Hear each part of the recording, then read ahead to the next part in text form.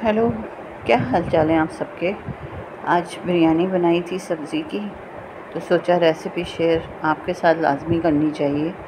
तो बहुत इजी सी है, कोई मुश्किल नहीं है। ये मैंने प्याज जो थी 2 से 3 वो फ्राई कर ली थी पहले ही, तो मेरा टाइम बच जाएगा। ये मेरे पास सेब हैं, शिमला मिर्च है, गाजर है, आलू हैं, हरी मिर्चें हैं, गोभी है, या और मटर हैं। आप अपनी मर्ज़ी से जितना भी लेना चाहें इन सब्ज़ियों को ले सकते हैं। और अब जो प्याज मैंने फ्राई की थी ना, उस घी में मैं सबसे पहले इन आलूओं को खूब अच्छे से फ्राई कर लूँगी। आँच अभी मैंने बिल्कुल हल्की की है, क्योंकि फिर घी जलेगा, फ़ायदा कुछ नहीं है, तो इसलिए आराम आराम से हम ये काम करेंगे। अब इसके बाद मैं इसकी आँच को ज़रा खोलूँगी और फिर हम अपने आलूओं को अच्छे से फ्राई कर लेंगे। आलू फ्राई करने में तकरीबन 5 से 10 मिनट तो लगेंगे। उसके बाद इसको हम एक बाउल में मुंतकिल कर देंगे और हमारी जो दूसरी सब्ज़ियां हैं उनको हम इसके अंदर फ्राई करना शुरू करेंगे, जिसमें गाजर, सेब है। आपने कभी सेब वाली बिरयानी खाई है? कभी सेब डाला है आपने बिरयानी में? ज़रूर डालिएगा मेरे कहने से, तो उसका ज़ायका जो होता है बिरयानी का बहुत मज़े का बनता है। हम सेब को भी फ्राई करेंगे। अब हमारे जो आलू थे वो तकरीबन फ्राई हो चुके हैं अच्छी तरह से। अब हम इसमें गोभी को डाल देते हैं। ये दोनों सब्ज़ियाँ ऐसी हैं कि पहले इनको फ्राई कर लेना ज़्यादा बेहतर है। उसके बाद बाकी सब्ज़ियों को तो हम मिक्स करके भी फ्राई कर सकते हैं। ये गोभी जो है ये भी 10 से 12 मिनट में इंशाल्लाह फ्राई हो जाएगी। और उसके बाद तमाम सब्ज़ियों को हम या तो एक साथ ही फ्राई कर लेंगे या फिर अलग करेंगे। इसलिए टाइम बचाना भी ज़रूरी है, वीडियो लंबी भी नहीं होनी चाहिए। तो मेरे हाल में साथ ही में फ्राई कर लेते हैं। यहाँ मैंने शिमला मिर्च, गाजर, मटर में फ्राई कर चुके हैं, जल्दी से मैंने कर लिए थे, ये तो 2-3 मिनट में हो गए थे। अब ये तमाम सब्ज़ियाँ फ्राई हो गई हैं और मैंने इनको एक बाउल में मुंतकिल किया है। यहाँ मैंने आधा कप दही लिया है, उसमें 2 टेबल स्पून लहसुन अदरक का पेस्ट डाला है। ये डाल रही हूँ मैं इसमें हल्दी पाउडर। इसमें डाला जाएगा धनिया पाउडर 1.5 टेबल स्पून के करीब। और इसमें हम डालेंगे कुटी हुई लाल मिर्चें, वो भी आप अपने जायके के मुताबिक डाल सकते हैं। ये तो पिसी हुई लाल मिर्च मैंने 1 टेबल स्पून डाली है, और जो कुटी हुई लाल मिर्चें हैं वो हम तकरीबन सवा चम्मच समझ लीजिए, टेबल स्पून, वो हम इसमें शामिल करेंगे। थोड़ी स्पाइसी हमारी बिरयानी बनेगी तो मज़ा आएगा खाने में और बहुत अच्छा लगेगा। अभी इसमें हमने डाला है 1 चम्मच सौंफ। इससे आपको पुलाव और बिरयानी दोनों का मज़ा आने वाला है। यहाँ मेरे पास चटनी है ग्रीन, जो पेस्ट सा होता है इसका, हरी मिर्चों का समझ लें, वो 1 टेबल स्पून। और ये चाट मसाला भी 1 टेबल स्पून इसको। और ये पेरी पेरी सॉस है, ये भी तकरीबन मैंने 1 टेबल स्पून ही इसमें शामिल किया है। तो ये मसाला आप अच्छी तरह से देख लीजिए, याद कर लीजिए कि इसमें चाट मसाला भी है और ग्रीन चटनी वाला पेस्ट भी है।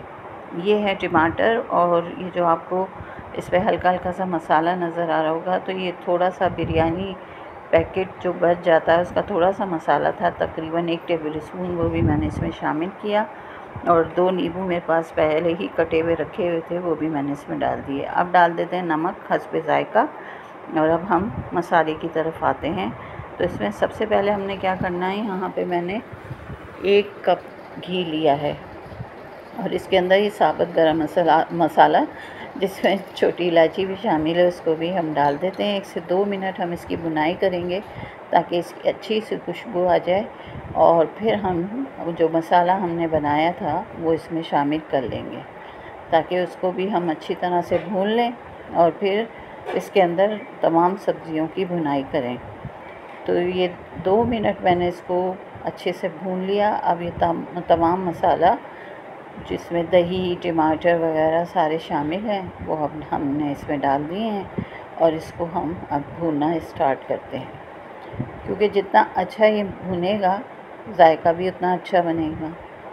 तो ये ऐसे ऐसे जनाब इसको भूनना है। टमाटरों को तोड़ दीजिए ताकि ये भी आसानी से गल जाएं। मैं तो अभी इसको थोड़ी देर में ढक के पकाऊंगी ताकि इसके अंदर जो टमाटर हैं वो गल जाएं। यहाँ मैंने तली हुई प्याज थोड़ी सी इसमें डाली है और थोड़ा सा पुदीना भी साथ डाल दिया है। पुदीना जब डाल रही थी तो वो वीडियो बनी ही नहीं, इसलिए ये प्याज डाल दिए।